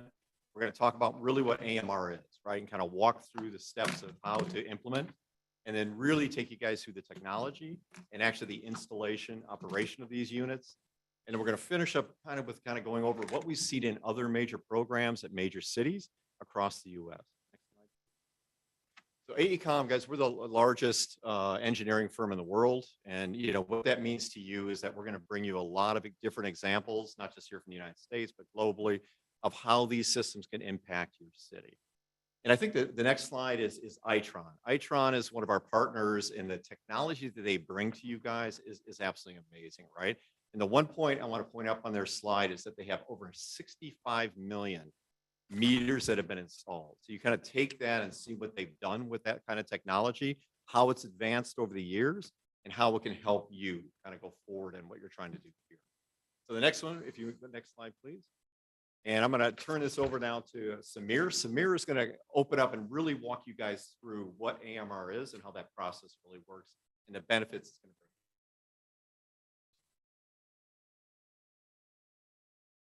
Welcome, Samir. Name and address for the record, please. Samir Al-Khatib, 2 Alpine Plaza, Coral Gables. Thank you. This is coming here just bring me back to memory. I was in the city of Baltimore, listening to the same concerns that we're trying to implement and move forward. So this is really subject very dear to my heart. So I'm going to work with you over the AMR and talk to you some of the challenges and the benefits. But what I really want to spend time later on is to give you some numbers. We can always talk what it looked like, what the benefit. But once you put a number to it, can I open your eyes on what others have done, what they have achieved, the challenge they have been through, and what they did to actually overcome those challenges. So what is automatic meter reading? I think I have a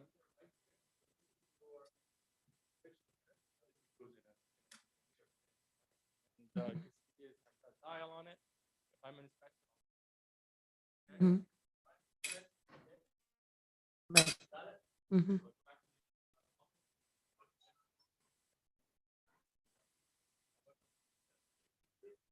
Samir, if you walk away from the microphone, pick up the wireless because it's streaming, so Yes. residents could hear it online. Thank you. Here, I'm going to charge. Mhm. There's the mic. There's a digital one. Right. There you go. Does it work?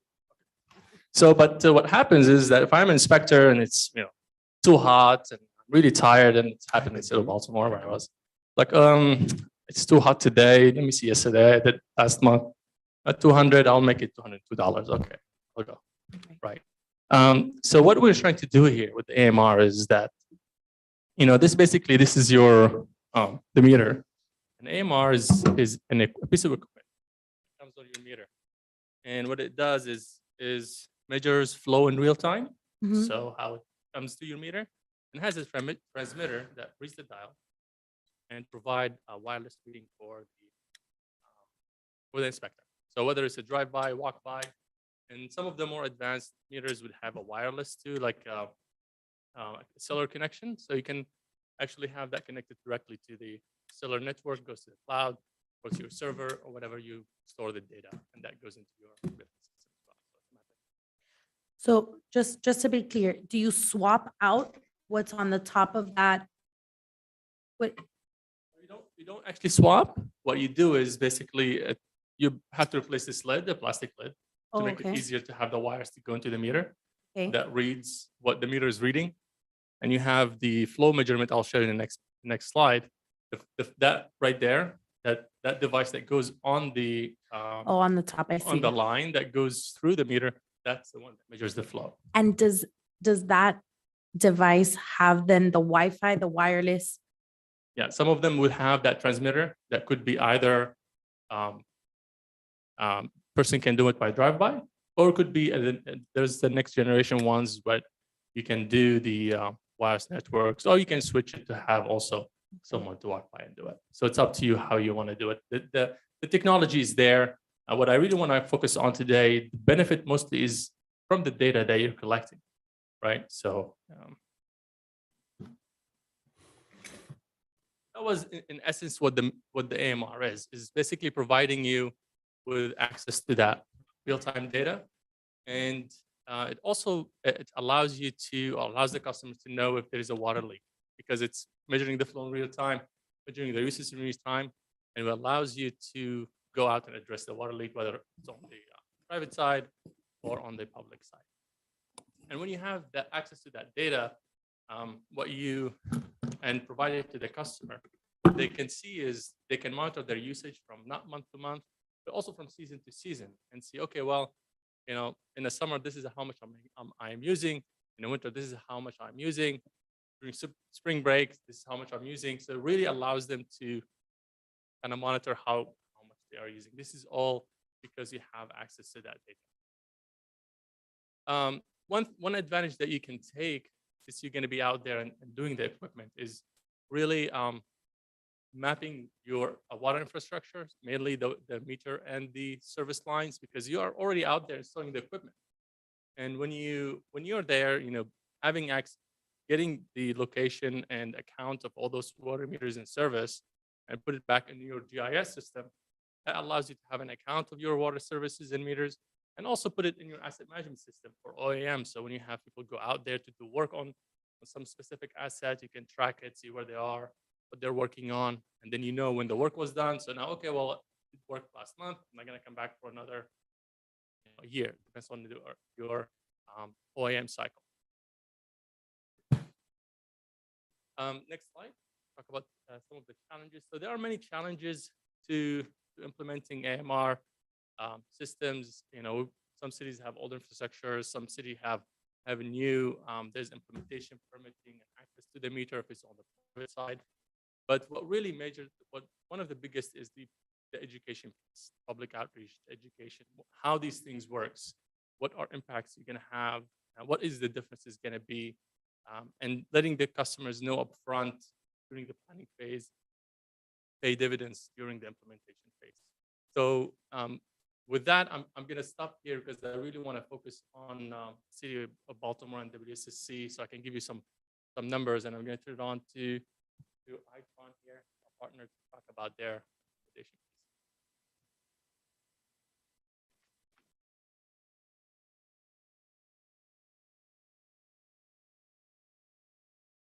Abel Curran, 32 Cypress Point Lane, New Orleans, Louisiana. Go on, sir. Mhm. So anyway, yes, so Itron, if we move over to the Itron page, sort of what the value of AMI, AMR is, you start looking at it and you're looking to boost your efficiency within your department. And that allowing people not walking around or sending people out for rereads or all those things, which generally cost a ton of money, and you probably don't have a staff to do it. You want to make it more efficient, and that is a huge advantage. Ultimately, it's operational savings. So, the other thing with AMR, AMI is your reduction in customer disputes. And every time there's a customer dispute, you need to send somebody from the metering department to out read meter to check whether the dispute is right or wrong. It also generally you see on average it's 2 to 3 minutes or more online with your customer service division in disputing. So the amount of time that it takes for them to go over a bill with somebody and say quite frankly, the argument back and forth, a ton of time, again, a big heavy burden, which ends up being a big costly burden over to customer service. I think that we talked about it, whether it allows you at least to move monthly, which generally is the positive side of that is obviously under cash flow. Getting that in every month is important for paying your operations, but again, accurate every 2 months is still a very huge jump in value too. I think the other thing as you start seeing is with AMR, AMI, the data on that meter is stored in the cloud in perpetuity. So it's up there, and as soon as that's uploaded into your CIS, your customer service system, it's there. They can look at it, and it can be integrated into whatever customer service platform you have. And they talk about it, and they call in. They can see it on their computer or their smartphone, and at the same time they're talking to customer service. They can see the same piece, which just makes it a little more, and that again, people use truck rolls, sending people out, look at things. So again, you'll see a tremendous value of that pressure that has been put on customer service, and also you'll also see a tremendous value of people who will end up paying their bill because they won't be disputing their bill and not paying the utility their money that obviously operates. So again, it will also flag as they go around. It flags your inaccurate data that's coming zero consumption meters. So those are the positives, I would say. And again, Itron, we've been with you guys for many years. We've worked with your customer service department for a long time. Great with us. So we hopefully we know and done a good job. So I'll switch to the next slide. To the chair. Yes, sir. You're recognized. One moment. Sir, I'm sorry, I sir. didn't catch Yes, your sir. name. Cabell? Nice to meet you, Cabell. So just a quick question on the implementation phase, is there any disruption with service or so like if you're going in, you're going to replace an old meter with an AMR or whatever the case is, any type of disruption there? Actually a very, with the system you guys are, it's basically done, do it by route. You know exactly, you do not get, when you do it, you're replacing meters. You never do meters that you're going around by filling on and do the change out. Okay. Program management. You're reviewing routes, you're reviewing the time, and that's how it's done. No, you have no disruption. Again, that's all part of the plan. Yeah. Okay, and then for the AMR, are there quarterly software enhancements or annual enhancements that might cause any disruption? No, I mean, you can never say, no, they always are obviously having the update and that, you want that, whether it's on your phone, it has to be updated, continuous security or various other applications. Has to be updated. I would say that's pretty standard. It's happening across the country. You don't generally hear a lot of complaints about that. Madam, you're recognized. I'm interested in, one of the concerns, believe it or not, is if we do switch to these modern meter readings, that the bills are actually going to increase. Now, the previous gentleman said that you've installed over 65 million of them. What has been the average consumption in the bills? Have you noticed that it's so precise that there has been increase in the bills? Well, I mean, you are going to get bad meters, and they're going to get exactly what it's going to be. I think there's you may at first, hey, wait a second, my bill is how it is, but ultimately, I hate to say they adjust. And once they get accurate data, the value is, and I'll go into a little bit on this one, is they can start actually managing their bill much more than not. Okay. Now, I'll just use the norm. We have a portable system. I just got a $665 bill. Oh. I mean, one time I got $3,000. Wow. And by the way, it's very difficult when you have a manual reading system to go up to the building and say, hey, by the way, this isn't right. And I don't have a pool, but they think I do. So that's the beauty of it is look at the positive side. They're actually seeing exactly what you're seeing, and they can get consumption data sent to their phone. They can do all sorts of things where they actually can start managing the process. So I'll go a little bit, your question here is Okay. a little bit Amanda talked about in the customer system. So Okay, so this, just to be clear, Mr. Vidal, if we were to use a system like AMR, we then wouldn't need to use the Civic Pay because they kind of have something integrated, right? In which they could show us their database. Is that something that We weren't be using what? the Civic Pay, that wouldn't have to be an No, option? No, because Because they it have, all depends. It all depends how you develop and design the system. okay, It's when I talked about the integration of an AMR system with the existing billing system, right? you would not have to change the billing. However, there is the option of buying the whole ball of wax. And you have then to change the billing system into, in this case, would be the Itron. And that's what they're talking about. That's what they're they trying have to get together. across. Okay, that's comped with that. So not only, there's two elements to this, right? There's the element of what happens out in the field, and there's the element of what happens in the office. And what they're saying is, hey, we are able and capable of doing both. Oh. We can do the automatic meter reading in the field, but we're also do the office billing generation that is needed in order for us to collect the revenue. And that price tag, And to address something, the increase in a bill is not necessarily in 100% of the cases, but it has happened when New Orleans instituted the first automatic poll system, right? They capture 99.9% of the revenue. That's what happens with the system. They're so accurate. That's what happened with SunPass. That's exactly why the state wants SunPass, because they're able to capture most of the revenue, if not all of the revenue that they're doing. So that's what he. Right. Which in turn might not be the best for the residents, because then it's increasing the accuracy of the bill. Okay, so here's, and I'm gonna not just sort of give you the other side.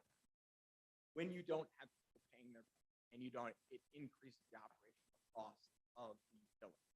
And so when you increase the operational cost, inherently, even if their bill stays the same, you're gonna have to pay.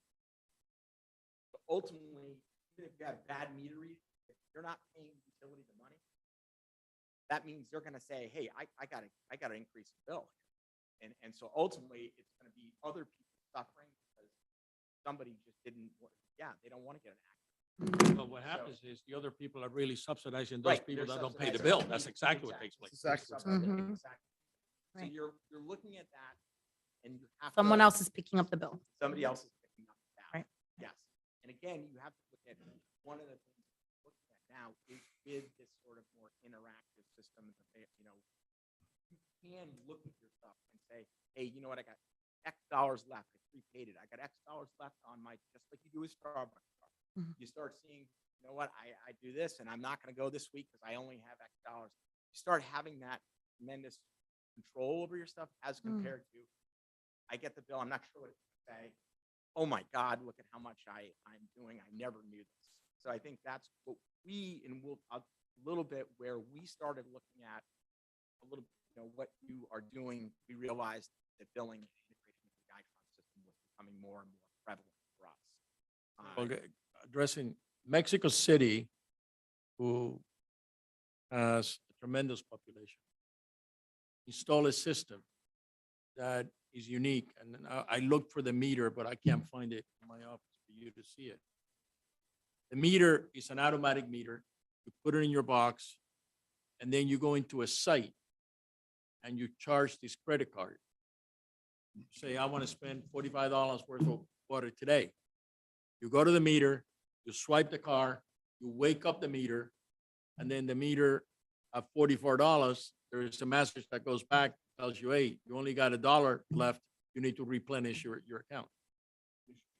I was just gonna say, what if you're in the middle of a shower? Yeah. And you better flush that toilet because you're gonna be without water.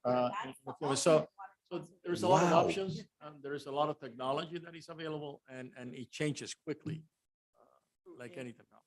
What you're saying, that's what we did. We actually ended a little bit of what the methodology, in terms of when we started doing our CIS system, one of the things we learned from people is, hey, we want to, if you're going to get people to pay your bill, yes, you're a question, Bell, Venmo, all those areas to make it easier. That's what I probably started with. We integrate on people who want to go places. I love Amscot, it's a great operation, but the utility through the billing system sends you a barcode out. You can go to Walgreens, Family Dollar, anything, flash the barcode on just like you do on your iPhone or Android device. Comes up, you pay your bill at those places too. So it's not restricted in where there's multiple locations you can go. So we saw from the CIS side, we think having a really integrated customer service portal with what we have, we think makes a much more dynamic plan as compared to what you do when you have a CIS system, another vendor, and you're trying to integrate it in with an Itron system, go with the up. We just see it from a water conservation side. That's integrated. So you're starting to see your water conservation. The other thing is with what we're calling more flex pay, that allows a lot of ways for you to work out with the customers who is, let's say, having financial problems, where the customer say, hey, look, why don't we start doing $25 a month? And you can see it, and it's a great way for a lot of utilities that have paid down bad debt, which probably a lot of people, there's probably a good amount of debt on your books of people who aren't paying. Well, once you have that sort of model, flex pay, you decrease the structural generally you're seeing a 96% rate of customer satisfaction among people who are not bill payers. They didn't want to walk away. This one, they're actively engaged, and you're not having to spend the customer service chasing people down on their bills. You know, it's a more collaborative effort, and what we also recognize, yeah, good. We're up. That was my next question. Okay, It's- thank you. Bills in Spanish, you know, Great. and that's a huge thing for us too. So, again, we already work with you guys because our head end, what's called with our head end, goes right into customer service. And so we felt, hey, integrating with that into a CIS system. So I know we're short on time, so I don't want to go. Thank you, Our sir. City of Miami Beach, North Miami Beach, that is one of our clients. One of the things that we did there, very extensive, and that won the Water Digest Award back in 2015 for that deployment. They almost 27 million gallons was how we did leak sensors in the field. We talked about leaks where residents both know it, but we also much more knowledgeable, as you know, 30% of when you distribute water, 30% water. So what you see is, as we would happen, cost of power is going to, when you look at managing your rates, conservation is much more important. You don't want that leaks and everything going out. That's money out the door. That's kind of where we, you know, I think where our other large project, our other really, I would say, is an exciting project in San Antonio. We did 600,000, not the 600,000 meters that we did. We integrated with CPS Energy and San Antonio Water in a STEM program. That STEM program went right into the schools with PBS, Minecraft, everything, and it's K through 12. So it's not, I mean, the outreach that we used to have, it is Itron invest millions of dollars in an educational program that goes certified. So we're going to work with AECOM on that. And, you know, from that standpoint, of course, smart water, smart power, multi-billion dollars, multi-billion. You start comparing these things, that stuff, you know, one of our biggest FPL is Itron. I mean, they hired these for, I mean, $80,000 jobs, just even really new. So, and AECOM is looking. So we realize it's no longer just about community outreach. It's a value to us. We need those people.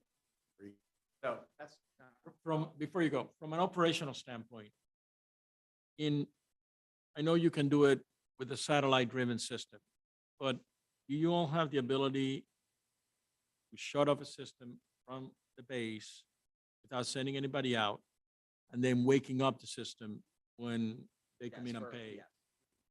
We do have it. I'm going to be, that is still, for most, I would say, it's not always as accurate. I mean, we're not, I don't care if you talk. That's still something, power company.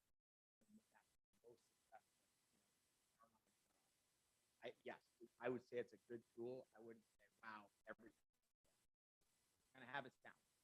And you may need to send people out there every once in a while.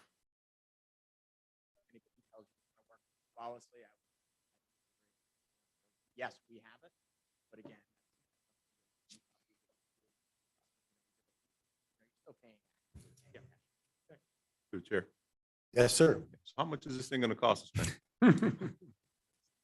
I actually would say that, you know, I have to look, Honda's really done the numbers. I don't really, you're not replacing all the meters, so I don't think the cost Big number. it's a big number, but it's not like you guys, Honda's like meters. Generally, it's the actual cost. And the fact that cellular, you don't put up any, you don't have to put up any system. You're just plugged right into the You know what I always like, in all honesty, instead of going all the way for the Cadillac, give me the VW, the drive-by system. Because with a drive-by system, and I know that's all technology, and I realize that, but with a drive-by system, if you read the literature, I can read this city with two people in the front. And get the disk, put it in the system, and start generating bills. And I also think there's another value where you start with, go to a lot of the studies you Yeah. want to get done, or understanding can be done during, or even when you create a new CIS. There's a lot of planning done. You said that it's not like, hey, flick the switch, it's put it in AMR, but you're still understanding. How are we going to integrate this with our data? How are we going to understand better? How are we going to, there's a multitude of factors. Are we going to have to do a rate? Do that while you're in it. Because that's, it's easier time. And then you say, okay, we figured out all of our, and now it's not, we integrated all the software problems. And now it's right and go in. You want to make sure your base is solid for you. You know, when you're working with working in your rate center, that's the time to really go through all that, study it, because that study is really, really important, affecting years and years and years. So I agree with you. That people want to jump in. Oh, once I get the technology, what happens, even like Miami-Dade will tell you, they use about 5% of the information coming out on their pilots out of their hands. It was just cash, that's all they did. So what I say is take your time, do it first that way, understand, do a CIS upgrade, or not understand where you want. I will say, the value of e-com, you can say, okay, let's build a plan that's going to make the most sense with the utility. Technology's there. They turn it, we have 7 months of AMR, time we're ready. If you want to do it, you don't want to go to Cadillac when you're not ready.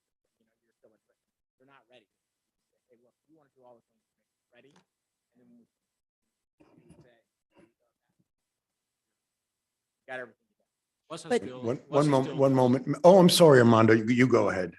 Go ahead. Yeah, Go ahead. go ahead. No, I was going to let the mayor, but that's for What's my the skill colleagues. in the evaluation process, right? They haven't pulled the trigger on any system. WASA, Miami-Dade. Oh, Miami-Dade, they have never really, they're so focused on EMI, they never really, how do we, I think they're still say that never made.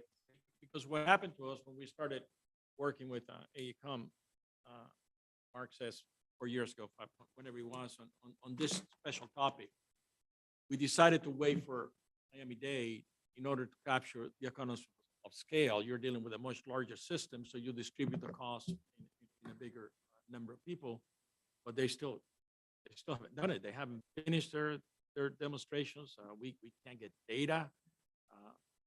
So I go back to what I was saying there. That's why the study of your overall, not just your overall, all right, what is our capital? You know, what's our pipe? What are we looking at? How are we looking at integrate this in the plant? More and more stuff can be done with the hydraulic modeling side. With AMI, you can update the hydraulic modeling every 15 seconds. Well, now that you have more of a plan, say, well, I can also update my hydraulic modeling every month on AMR, which is valued than you don't do right now. So I think what you need to look at is, I don't ever see with Miami-Dade, they are so focused on the one customer service piece. That's all they've ever really focused on. And again, your real loss is in your pipe. That's your real loss. I mean, our project win over there is we're doing all the monitoring for the SSO. That's been a huge pilot. They're focusing on especially wastewater, because wastewater is a big, you know, that's the biggest sensory issue. So again, Itron, that's been an Itron project we've done over there. They focus way more on that than the water, but they're going to have to. But I think there's a lot of challenges. You've got 400,000 liters. There's a lot of challenges, and I'm sure there's a lot of people who do not want to be One moment, sir. Mayor. So I'm sorry, and I had to step out for a second, so I apologize if this stuff was already covered. Meters, right? So why are we having this workshop and other workshops is because of conversations that many of us that were on the campaign trail heard repeatedly about the inability to read the water meter. Can they get to the water meter, the accuracy of the water meter?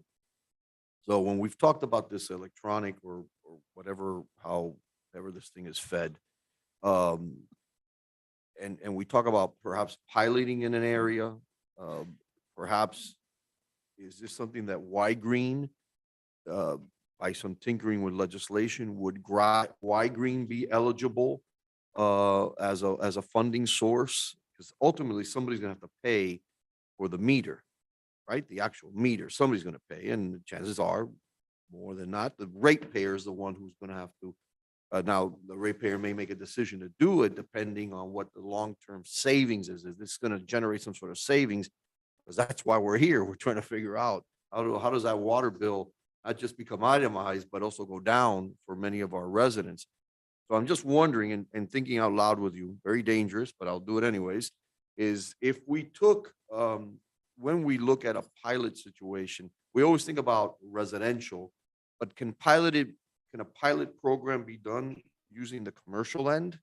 Where maybe they would be more open to investing in the meter, because they may think in terms of this, let's see, is it gonna save me money as I operate my business, as one way of doing it.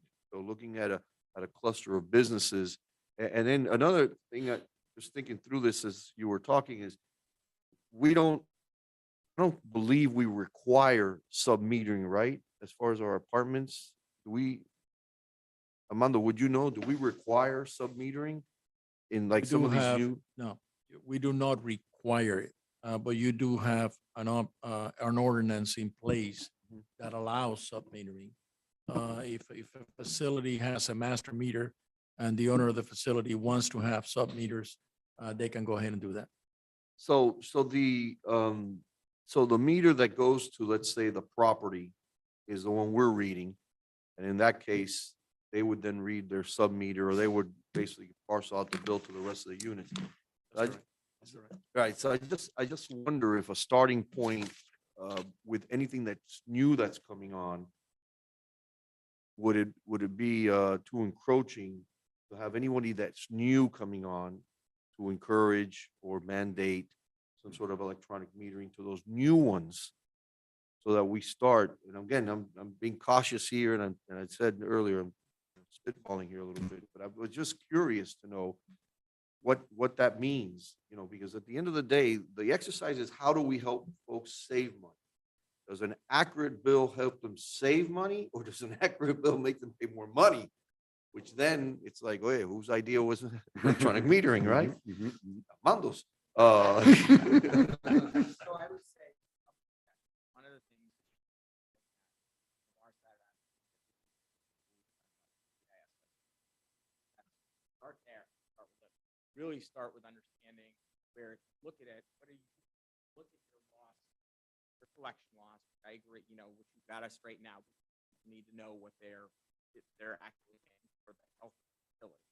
And then the other thing is, while you're, I say that you don't need to go do, look, I'd love it, I try to go full roll, but when you're studying, and when you're studying YAMI, you're looking at non-revenue water, looking at all that data, you're going to start seeing whatever Armando finds some of you're going to start seeing how much cost there and how much you can say to residents, hey, look, we managed it better. We can stabilize it. That's the biggest one. People can talk about the shock. The big shock is you can't stabilize. That's really the future. It's like, look, so that's why when a lot of people say, oh, we're going to put it in meters and it's going to have a more accurate billing. Yeah, that freaks people out. That they say, my God, now that's getting away with not having to pay my bill or less. When you start seeing and commercial people start saying, oh my God, there's a lot of loss in my pipes, a lot of loss in in various areas. You're going to start, an average utility has 24% loss. It's huge. So when you look at the cost of what you're paying, the rate That's a huge cost. So that's why I'm saying you engage with your consultant, you talk about all this. That's what they need to deliver back to you. They need the business case analysis, not just on for the resident paying the bill. How is non-revenue water loss that these ultimately affect? So that's why I'm saying like, turn it over, jumping in and say, well, look, do that study and that that's. Yeah, but before you go there, let me address your issue of the demonstration project. The demo, at least in my mind, should be not only residential but commercial. And the way to lay it out would be on a route basis. You don't want to piecemeal it and say, okay, I'm going to do City Hall and the church across the street, and then I'm going to do a couple of houses. Because it's going to be extremely difficult to get that in the system and make it worth a good demonstration project where you can make an evaluation of what you need to do. So you take a couple of routes, residential. You take a couple of routes. You take routes that have the meters in the alleyways, which are much more difficult to read in the old part of the city. And then you take a couple of routes in the annex area where the meters are basically in the sidewalk and they're easy to read. And then do a comparison. Lay out what the project is going to look like, and then do a comparison as you go forward. And you still have to do the financing because you're talking about a big number. Yeah, and look, I agree with you. And then there's a role for the council to play here, which is what you all know how to do, is go into the community, knock on doors and explain to people, what are we doing? Because at the end of the day, we need to inform them. They've complained about something, we're reacting to something. Here are one of the remedies, perhaps that could help so that people understand what we're doing. So if we did something like that, if we piloted something like that, there may be an expense on our end to do it. We need to inform people what we're doing and then have at it, right? And if the outcomes are what we hope they would be, then there's a broader conversation because clearly making this available to the entire city would be extremely expensive. That's why we got to figure out it within the global issue that the county's dealing with on septic tanks and closing our sewer system and what have you. Is there money available? Is the Y Green program, for example, available? Other mechanisms, can we do it in a way where we act almost as a Y Green program? We install, you purchase a new meter, we install it, and those payments are assumed over, a 12-month period or something like that. So it's not one smack right away.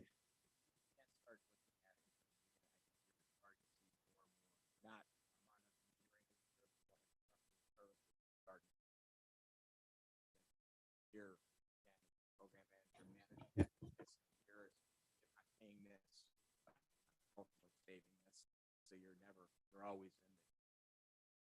always in the black. You want to design a program, and I really believe you can design that. And I also think, again, going back to what we're saying on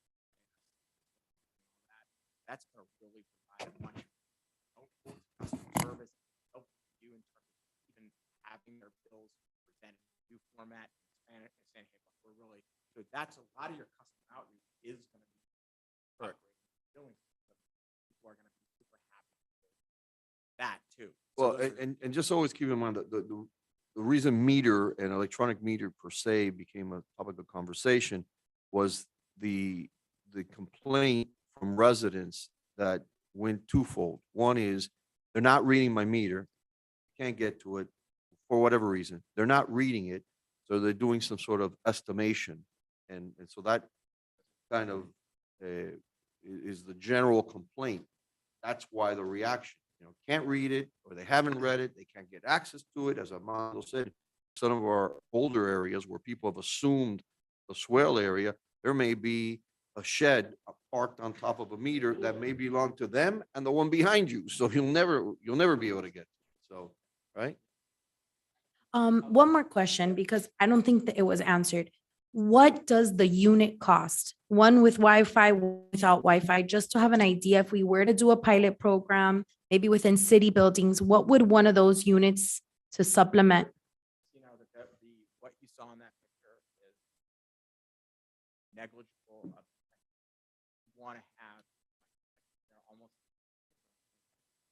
All right, let me help her out.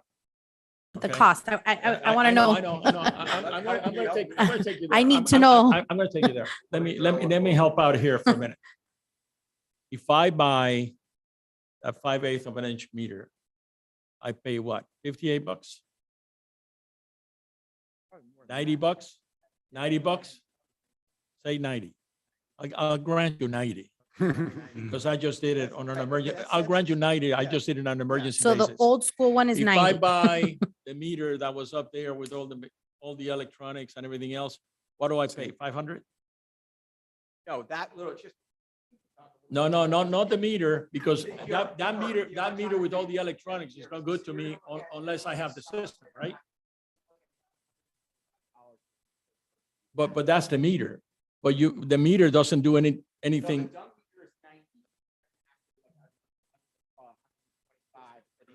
For the meter itself. But They're that using the same meter, one. even if I put Wireless. the electronics on the meter, I still have to add the cost of the system in order to make the meter work, right? The Wi-Fi, the drive-by reading. Why don't I let him, I mean, I can address it, but he's actually done it recently, so. So in 2017. It's the maintenance is what you're referring to, right? Yeah, so Baltimore City and WSSC did it, and they both had different prices. So between 2017 and 2019, for Baltimore City was around $440 a meter, and that includes installation and implementation cost. And they had to do 410,000 meters between the city and the county. Implementation cost entails what, if you don't mind, Samir? Going in there, installing the meter, integration, everything is per meter cost. It's not it depends on how you want to buy the system, like Armando mentioned. If you want to get, because the way the city did it, they have a very old billing system at that time. It's like a DOS system, black. You would see those sometimes in DMVs, it's a black, green lines, and they had to upgrade that, right? And they looked at basically upgrading them through their purchase order. So they buy a license,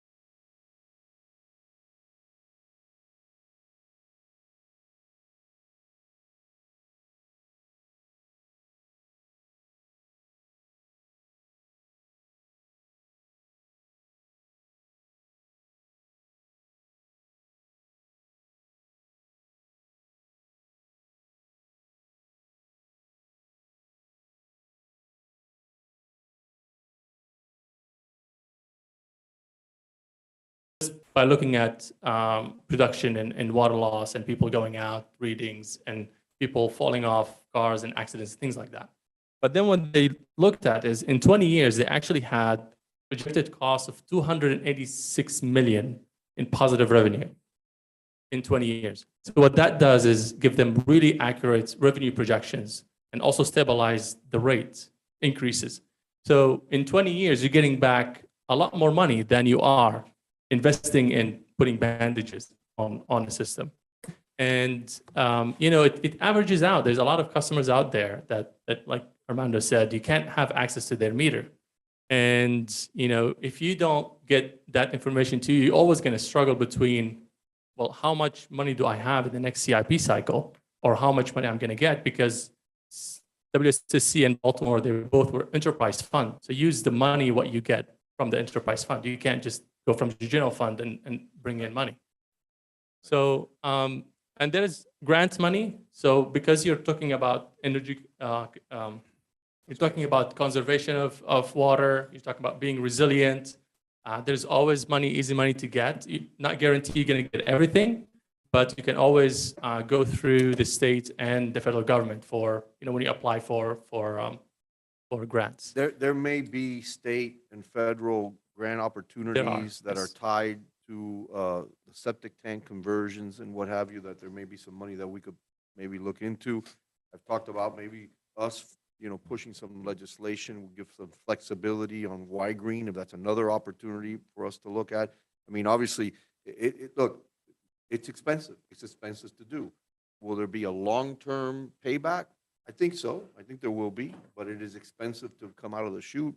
We don't have the money to do it right at this point, but we're going to have to look for other ways, federal help, state help, grant partnerships, whatever. Is there a public-private partnership opportunities here? Does that play in this space? We looked at, I bet you can. initially, we looked at having AECOM finance the whole thing at 1% interest. But they declined. They declined, yeah. Yeah, I met with their vice president, they declined. That's the start of a negotiation at least, right? I mean, it's a starting point. It's a starting point. Guys, I want to thank everybody for taking the time. There's still a lot that we need to dive into, and I just want to leave this for the record. And I think it's important that if any or all of you email me, Armando, or somebody in my office, items that you want us to address, I have a list of things that I want to address so that in future workshops we could dive into. And we've talked about water metering. If there's any further questions, we could add stuff, kind of like in Congress after the fact. We could add it for the record, send in your questions. We've talked about payment options, but there's still a lot of stuff out there that I think we need to dive into and to help us. Let's talk about the reverse osmosis plant. Let's talk about, the rate that we charge for the water that comes out of there, blended rate, how that's all managed. I think we need to dive into that. We've heard talk about customer service many, many times. What does that look like? What is our customer service and how does that operate? So I think we should be able to dive into that. Armando has said repeatedly to us about the cost of the water going out, not so much the water coming in, right? What can we educate our folks on how to conserve that water? Is it less flushing of the toilet? What is it that we could do to help them, or at least kind of walk through these kind of things? I have mentioned to Armando at times, and I know that my office has been trying to think in terms of how to do this, is there a program out there that those in most need in our community can apply for as far as a rebate is concerned, or I don't know, the terminology has to be careful because of bond issues and what have you, but those that get impacted the most can apply for some sort of support on their water bill. It may already exist, but how's that codified? How's that shared with people in our community? And I'd like at some point, to have Durham and Miami-Dade Water and Sewer here, okay? Because I know many times the DNA in Hialeah was to, let's just blame the county, okay? I'm not good with that. I want to understand. Before I blame them, I want to understand why. Because there has been talk in the past, sometimes the counties told me, we owe them money. We claim they owe us money. We need to reconcile all that. We need to understand all that to get our arms around before we start making some decisions as we move forward. Because ultimately, the entire reason for this exercise is to figure out, is there a path for us to bring down our water bill for our customers, our users, our rate users, that is meaningful? That to me is the ultimate, that's why we're having this exercise, right? So I would encourage you, if you could send me, send Armando, my office, whatever questions you may have or items that you want us to address so that we could make sure that Armando then has it. Even conversations of service agreement areas. We've had conversations. There are areas of the county that are depending on us to provide them water, yet they want to keep the sewer. And so what happens to those people? What are they in limbo? Are they operating? Are they sitting there waiting for government to make a decision? It almost sounds like a bridge issue between Miami Lakes and Hialeah, right? I want to make sure that we understand all these things so that we could go ahead and address it.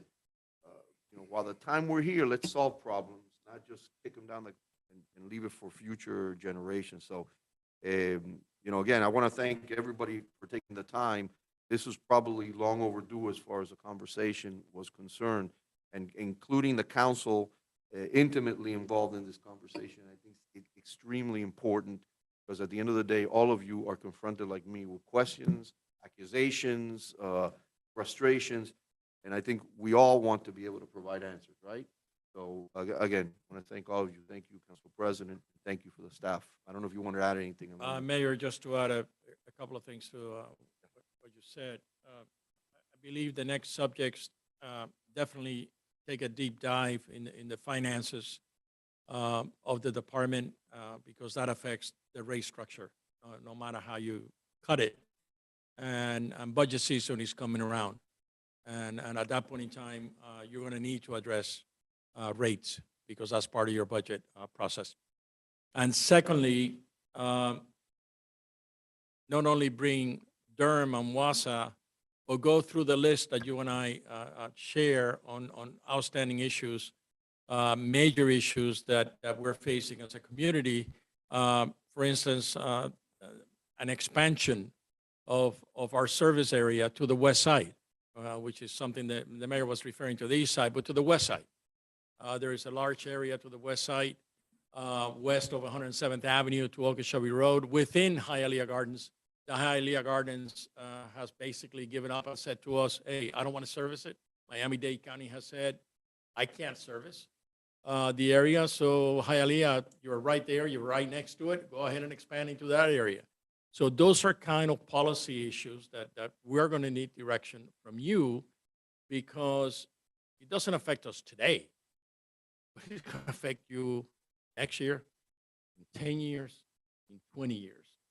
And my approach to all those expansion issues have always been, I don't want to do what we're doing on the east side. I don't want to resolve an issue for, at least from my position, I'm not going to speak for the mayor, I'm going to speak for myself. From my position, I don't want to resolve an issue for somebody else on a 1 year basis, on a 2 year basis. Because what's the benefit to us? You're consuming our capacity and the revenue that's coming to us is very small. I'd rather undertake issues like the west side, where if we can have an agreement for 20-year service, I mean, that will be worth it for the city to enter into that kind of an agreement with Miami-Dade County because you're looking at it long-term and the benefit to the city financially will be long-term. There are issues that at some point in time, the mayor is going to have to discuss with the mayor of Hialeah Gardens. If we service that area, there's a benefit to you. What's that benefit? The benefit is you're able to develop that area. What happens when you develop? You're capturing more tax base. How are you capturing the tax base? Is that an area that we can annex? Right next to the annex, right? You're capturing the tax base. No, I'm saying, is it an area Available. that we can annex? It's within the municipality. Within I'd Hialeah rather Gardens. have us, in all honesty, and I think it's more feasible, cut a deal where we do revenue sharing.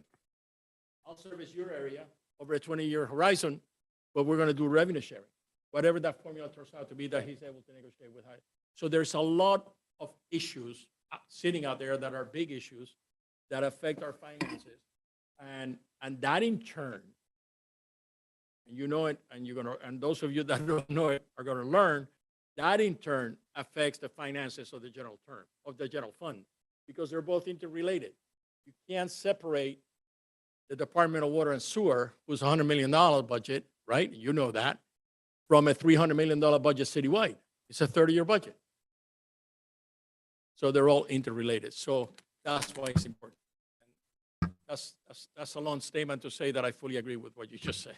I think Councilman Rubio was talking about a hostile takeover, right? Is that what you're That's talking what about? A brings hostile up. takeover, including bridges. I'd rather have that conversation off the record. Yes, sir. Yes, sir, of course. Mayor and Mr. President, thank you very much. If there are no further comments, thank you, sir. Thank you, all of you. If there are no further comments, do I have a motion to adjourn? Motion? Second. We don't have a No, date yet? I think we have to coordinate it, and I'll be in touch with everybody to coordinate it for the next meeting. It'd probably be after, I got some issues that I'm working for the city attorney, that is going to have me tied up through March 11th, so it'd probably be after March the 15th before we have a next meeting. Well, Right, thank you. I heard everybody motion, the second motion at the same time, so meeting